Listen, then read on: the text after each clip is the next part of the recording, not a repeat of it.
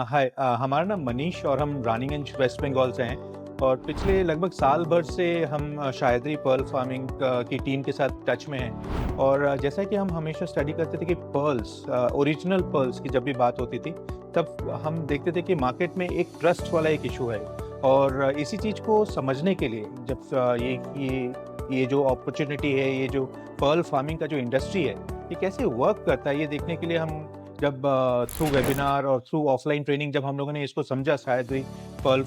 की टीम के थ्रू, तब समझ में आया कि पर्ल, नेचुरल पर्ल्स पॉसिबल है हम लोगों को बियॉन्ड रिवर्स, बियॉन्ड सी। हम लोग उसको एक सिस्टमैटिक साइंटिफिक तरीके से हम लोग नेचुरल पर्ल्स हम लोग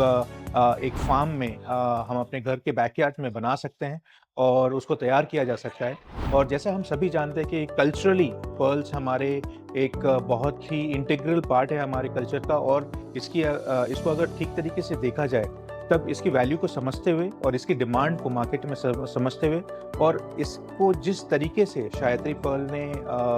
इसको एक मिशन की तरह लिया है कि इसमें ज़्यादा से ज़्यादा लोगों को ट्रेन कर कर इस पूरे सेगमेंट में एक के साथ जोड़ा जाए, तो उसमें हम लोग साथ में जुड़े as an individual farmer from West Bengal. और मुझे लगता है कि ये वेस्ट बंगाल के लिए एक one of its first kind of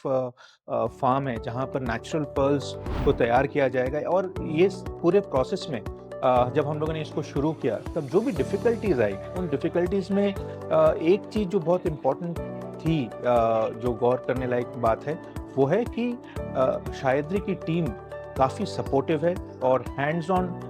जो इनका सपोर्ट रहता है, चाहे वो जब सेटअप के दौरान हो या फिर जो सर्जरी के दौरान हो, पूरे फार्म को तैयार करने के लिए हो। आज कभी भी कोई डिफ़िकल्टी आती है तब फिर रात को भी हम लोग इनसे बात कर सकते हैं और इनका जो एक्चुअल गाइडेंस है वो काफ़ी अच्छा है। और मुझे लगता है कि अगर ये जिस तरीके से इंडियन मार्केट में पर्ल्स का डिमांड है, ओरिजिनल पर्ल्स की लेकिन उतनी सप्लाई नहीं है। और जितनी हम लोगों को इंडियन मार्केट में अगर ज़रूरत है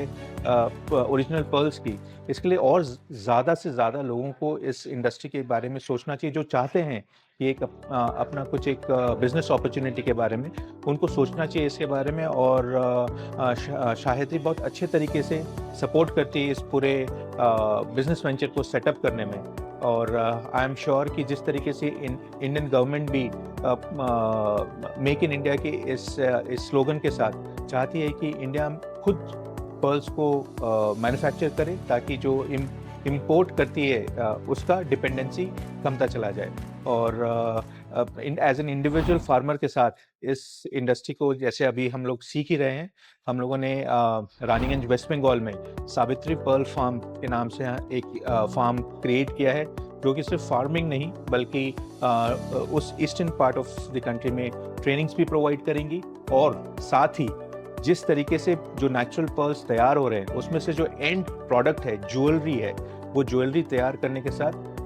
सावित्री पर्ल फार्म, शायदरी पर्ल फार्म के साथ मिलकर नेशनली और कंट्री के बाहर भी इस प्रोडक्ट को सेल करने में, ताकि ज़्यादा से ज़्यादा लोगों तक ओरिजिनल पर्ल्स पहुंचाया जा सके, उसमें साथ मिलकर काम करेंगे। और आई एम श्योर